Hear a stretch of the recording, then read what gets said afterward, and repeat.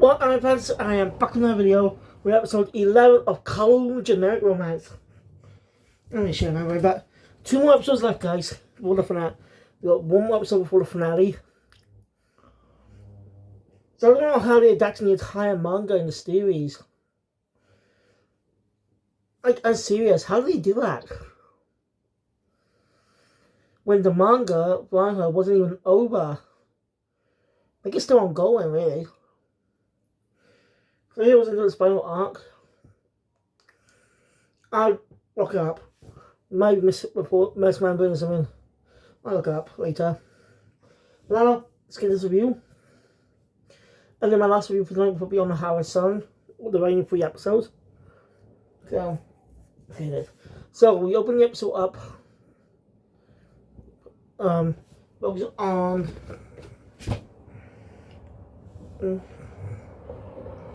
Focus on Yulon. So it's impossible. What causes Kowloon to appear for people? You know? So the answer is the people who've seen it.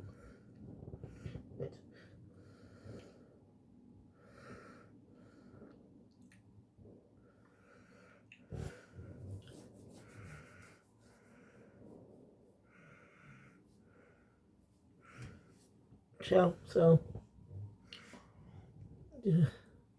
we get a flashback to when Miyuki was offered to join the Heavy Rumor family. We see the logs that I guess they're basically the antagonists of the story. Right? I'll get to that later. So yeah, good.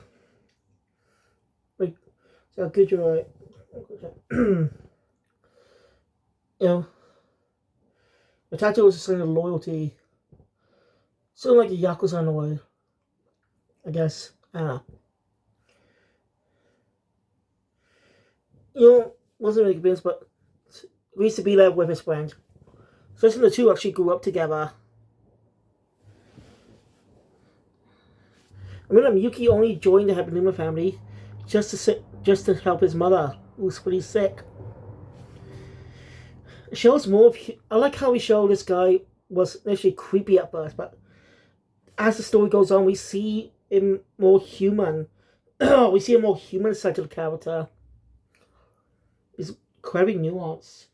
And even after joining, his mother still died. And he ends up blaming the Happy Numa family for it. He vows to make them pay. As in got the Yulon. Why not Kowloon? Still regretting about it. Think about what he could have done differently to help Miyuki out. But this then, a windstorm appears and Kowloon somehow appears. Yulon ends up realizing how Kowloon appears to people. It's regret. It's regret.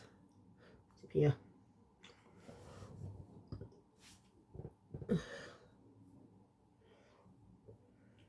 And then we cut to Yao Mei talking to Gwen. Well, she's now remembering what happened last. But after the conversation, one of the people responsible for what happened for Kowloon cities, the second wall cities destruction, was by the Habanuma family. The family that Miyuki's part of. They did it to cover someone up. It's interesting. Could be son's suicide? I see where this is going. So let's put the pieces together here. What we know so far. Basically, Kowloon is a new city. A version of Kowloon from 3 years prior has shown up, just appeared. Only certain people with regret can see it.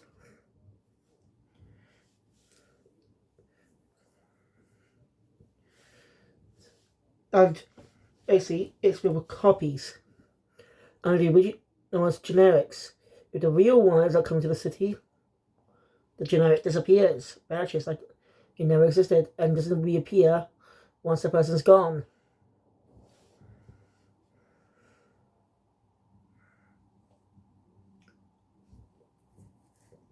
And I was kind of wondering about Xiao Hei in the last episode. That's real. But like I said, I wasn't sure, so I just made a guess. Anyway. After that,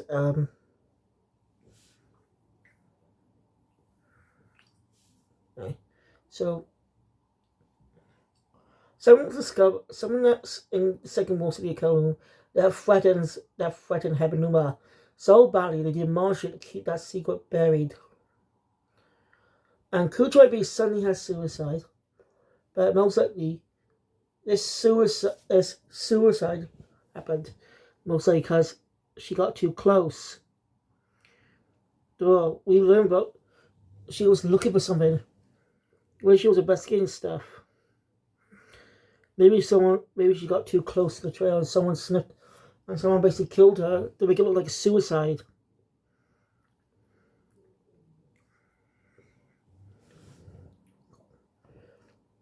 That's what you get the gist of. But what was the secret so bad they wanted to keep buried? We don't know yet.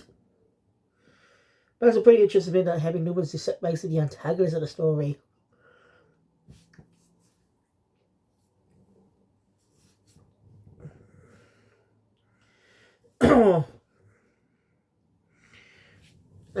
Gwen tells not to click the talismans. Don't touch talismans, they're dangerous. And be careful, the having Numa family is very dangerous.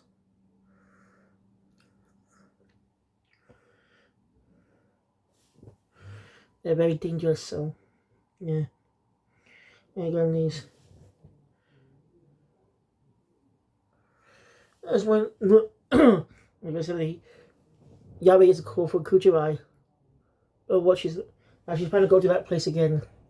As she discovered the Kuchirai B was handling the towns over some type of drugs or pills.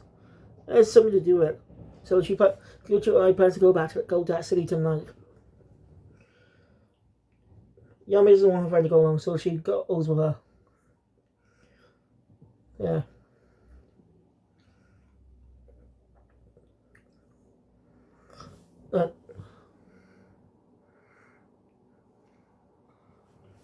After that, we see Gwen talking to Kudo. He was aware of what the city is from the start, obviously.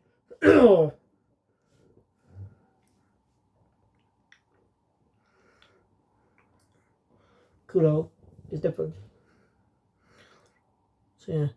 But this Gwen points out how there are surfaces that weren't replicated, which is interesting.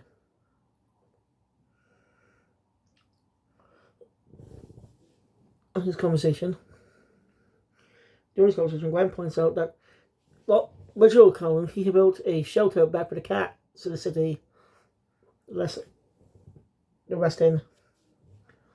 But it's not there now. Wasn't recreated. So let's put a pin up now. Let's go back to Kujo, who ends up passing by Xiao Hei Kun. Ask him what's wrong. Someone sees. He has mixed reactions. Yeah, but weird coincidences. He gets the phone call from Xiao Hei, the female one. That's a weird coincidence. Psychic, maybe. But she gets the call. Female Xiao Hei wasn't really a main character when you think about it. She's been around since the early episodes, but she's not really a main character. She doesn't appear much than Yame, who is a main character. Yame is a main character.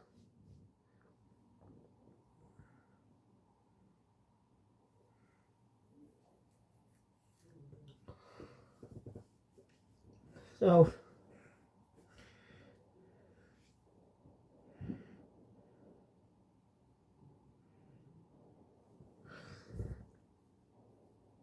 yeah, as Mel Xiao Hei ends up becoming the main character towards the end.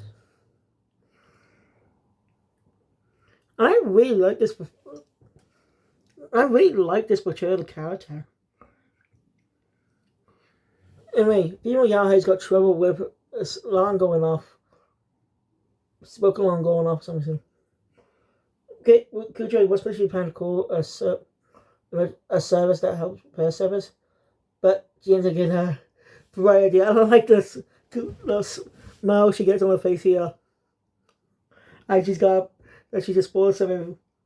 So basically, she takes she takes Xiaohei Kun to help out with Xiaohei. Well,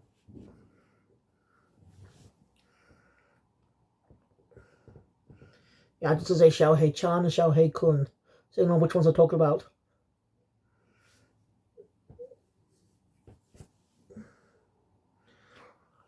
So yeah, on the way.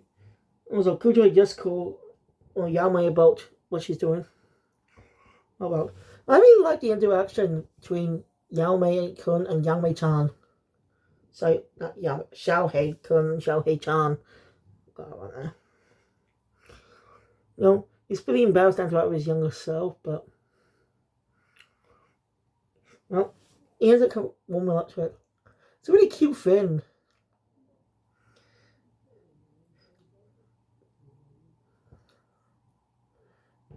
It's really nice interactions. And we cut back to Gwen and Kuro. We actually found confirmation that Xiaohei has always been a boy. Born a boy, identifies as a boy. He's basically a cross dresser. He likes to wear pretty dresses. And he was pretty feminine for a young boy. He even had long hair. Kuro always thought he was a girl. He just had a ghost for him 3 years. No wonder. He doesn't feel confident anymore. Because of that growth spurt. He can't think of his lovely free dresses anymore. Feels like he has to get them out because he's just growing up. So I was actually right about the growth spurt thing. I was literally right about that. Seriously, I was literally right on that part. I was just mistaken before he was trans. No. So, racial. Anyway, recently, they just didn't tell Kudo because they thought it was funny. Anyway, Gwen hasn't noticing that the shelter has now appeared in the exact place where you mentioned earlier. As we cut back to Xiaohei Chan's apartment and she's gone, she just disappeared. Like all the other regulars. But why now? So Xiaohei Kun passes out. It means what? That we learn more. Kowloon City, the regular Kowloon City, is actually a creation of Kudo. Spawned around Kudo. Every replica of everything I have of is what life was like 3 years ago. You only call certain things though, like specific things. And it's why now the shelter appeared. You didn't know about it prior. And now I was born about Xiaohei's gender. The female Xiaohei just disappeared. It explains a lot. So he must be so distraught about Goodribe's death that somehow the city recreate itself through his mind thanks to the power of Gene Terror. It's interesting.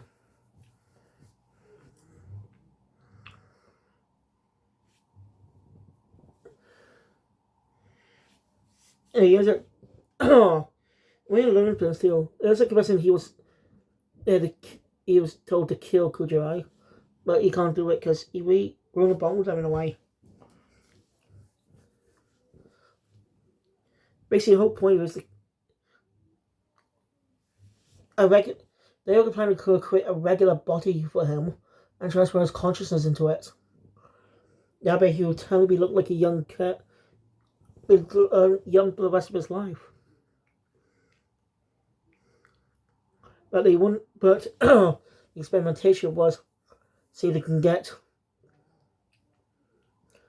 if a regular can survive on the outside, which they can't. So yeah, you'll never be able to work for the justice again. But he gives him confidence. You still like the stuff. I can't just give up on you stuff like that. There should be still. No. It's a really cool thing. Shanghai knows the happy Numa family will be out to him now. Says he knows more.